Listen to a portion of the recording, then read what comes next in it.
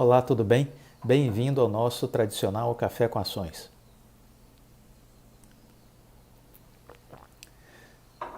O nosso canal Café com Ações foi criado para a gente fazer um giro de notícias, atualizações de informações sobre economia e bolsa de valores. Meu nome é Clóvis Faleiro, sou formado em administração, consultor na área empresarial e invisto na bolsa desde 2006. Sou o criador aqui no YouTube dos canais Café com Ações e Viver de Renda. Nesse giro de notícias, de informações, eu procuro mostrar a vocês como é que eu faço para separar o joio do trigo.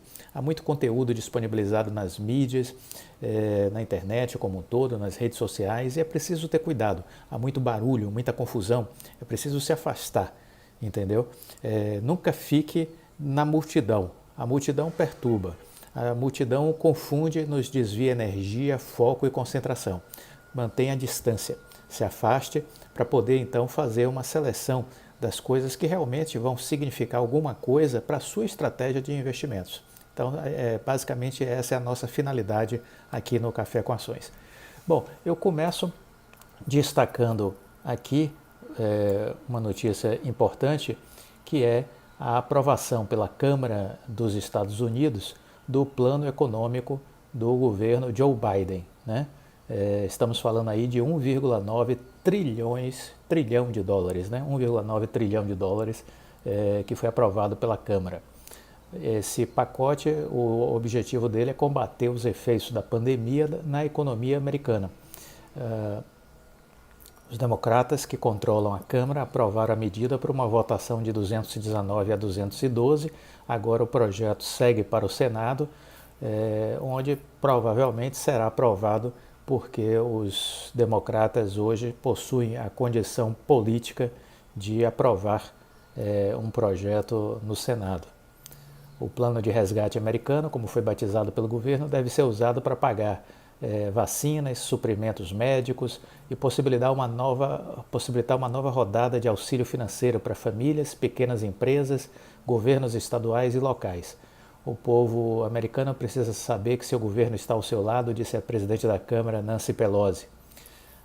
Os republicanos anteriormente apoiaram gastos com a pandemia, disseram que grande parte do pacote não era necessário, afirmando que apenas 9% do total iria diretamente para o combate ao vírus.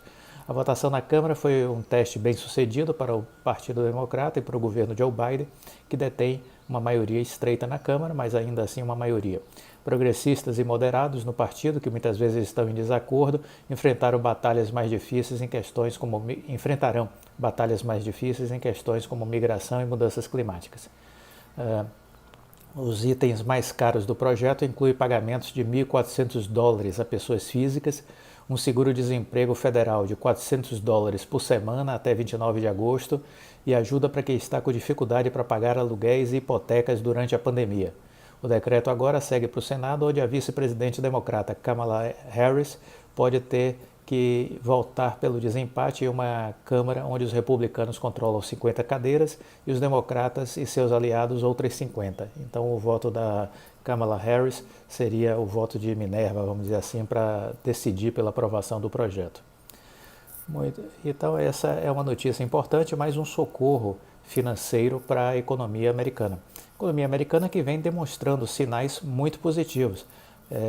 O Federal Reserve, o seu presidente vem destacando que ainda está longe da necessidade que a economia tem, mas que ela vem se recuperando e que é possível que ao final do primeiro semestre desse ano a economia americana, o PIB, esteja de volta ao que era antes da pandemia, no ano de 2019. Então isso é uma situação importante, porque significa um retorno ao ponto de partida, vamos dizer assim, ao ano antes do desastre que foi a pandemia. No Brasil, o que é que a gente precisa discutir? No Brasil, nos preocupa uma matéria que saiu no Estadão dizendo: dívida pública que vence em 2021 já chega a 1,31 trilhão de reais. O Tesouro Nacional começa 2021 com uma fatura trilionária a ser paga aos investidores. A dívida que vence esse ano já soma 1,31 trilhão no final de 2020, valor que deve crescer com a incorporação de mais juros. O desafio chega num ano decisivo para ditar os rumos das reformas consideradas essenciais para o equilíbrio fiscal do país. E, consequentemente, para a capacidade de pagar toda essa dívida no futuro, né? Nos últimos meses, o governo precisou se endividar mais para bancar o aumento das despesas para combater a pandemia. A combinação de maior necessidade de financiamento com a aversão ao risco dos investidores, turbinada pelas desconfianças em relação à continuidade do processo de ajuste fiscal no Brasil, levou o Tesouro a concentrar boa parte das emissões em títulos de prazo mais curto. A previsão do órgão é que no fechamento de 2020, a dívida vencendo em 12 meses seja equivalente a 17,4% do PIB, o maior patamar desde 2005. Para os próximos 3 anos, as simulações mostram uma proporção ainda maior, de 20,1% do PIB. Em regra, a concentração de vencimentos no curto prazo representa um maior risco de financiamento, uma vez que o país precisa trocar os títulos vencidos por novos mais frequentemente, ficando sujeito às condições do mercado. O coordenador do Planejamento Estratégico da Dívida, Luiz Fernando Alves, diz que é natural que o aumento de concentração de vencimentos da dívida de curto prazo não se desfaça instantaneamente. Segundo ele, o Tesouro seguirá perseguindo uma dívida mais longa, mas o avanço nessa direção será um processo gradual que dependerá inclusive da velocidade na aprovação das reformas.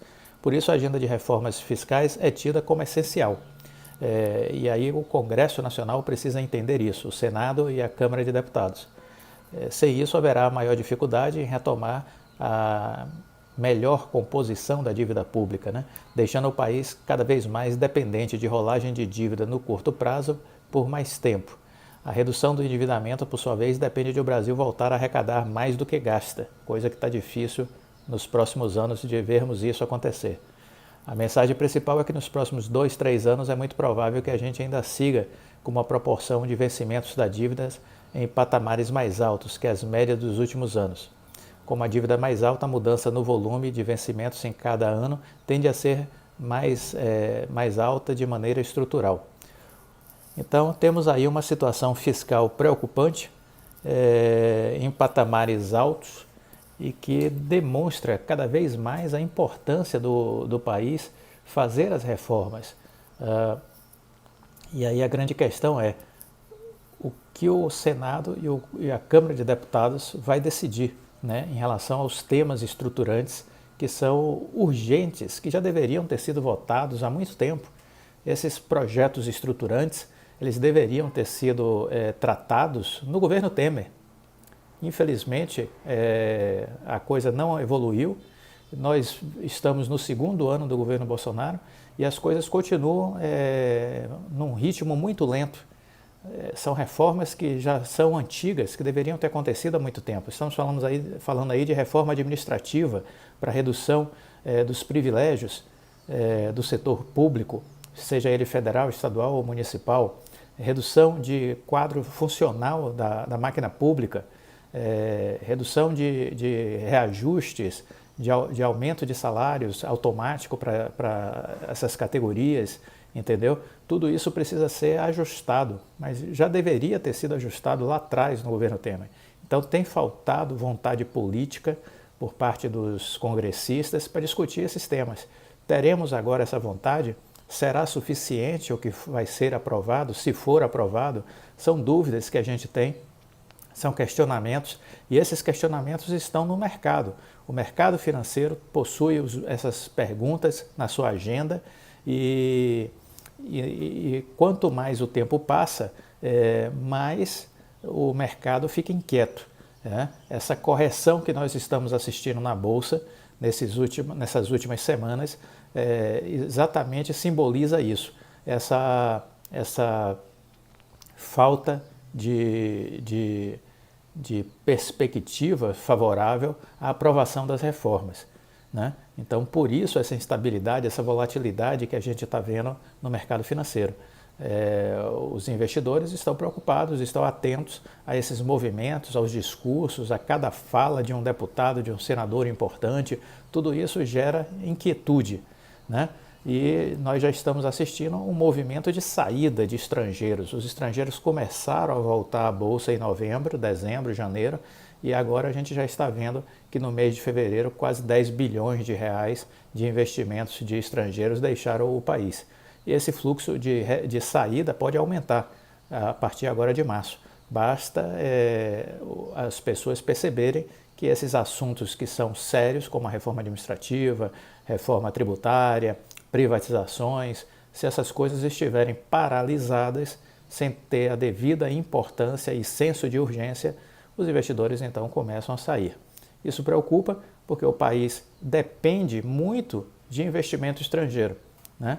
O governo federal não tem mais capacidade de investimento, está reduzida a praticamente zero a capacidade de investimento por conta de um orçamento público engessado, né? Então é necessário o quê? Investimento de empresas nacionais e estrangeiras. O aporte de capital aqui no país de investimentos de estrangeiros é essencial para o crescimento do Brasil. Só que nas atuais condições da economia e da política, esses investimentos serão cada vez mais retardados e até cancelados. Essa é a agenda que a gente está enxergando no curto prazo. Um ótimo dia para todos, fiquem com Deus e até a próxima. Tchau.